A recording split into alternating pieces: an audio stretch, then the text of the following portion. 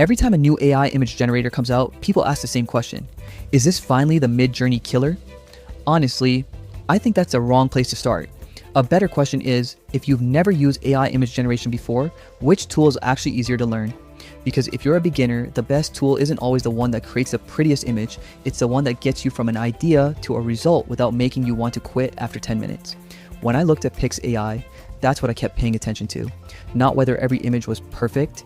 I wanted to know if a complete beginner could open it, type a prompt, make a few changes, and actually enjoy the process. That's more important than most reviews make it sound. If a tool feels confusing, people usually stop using it long before they discover what it can really do. Now here's something I think a lot of people don't say out loud. Midjourney is incredibly powerful, but it can also feel intimidating when you're just starting. You're trying to learn prompting, styles, aspect ratios, lighting, composition, and before you know it, you're watching another tutorial instead of creating something. If Pix AI helps shorten that learning curve, that's already a big win for a lot of creators. Does that mean Pix AI creates better images every single time? I wouldn't look at it that way. I look at how quickly I can get an image I'm actually happy with.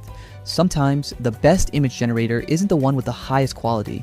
It's the one that gets you 90% of the way there in 5 minutes instead of chasing perfection for half an hour. If you're making YouTube thumbnails, social media graphics, marketing visuals, or quick concept art, speed matters more than people think. So, can Pix AI replace Midjourney? For experienced artists who love fine-tuning every detail, maybe not.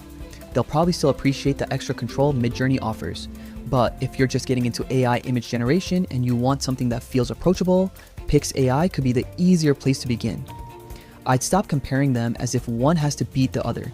They're aimed at different stages of the journey. One rewards experience, the other tries to remove the friction that stops beginners from creating in the first place. So let me ask you something. If you open an AI image generator right now, what would you create first?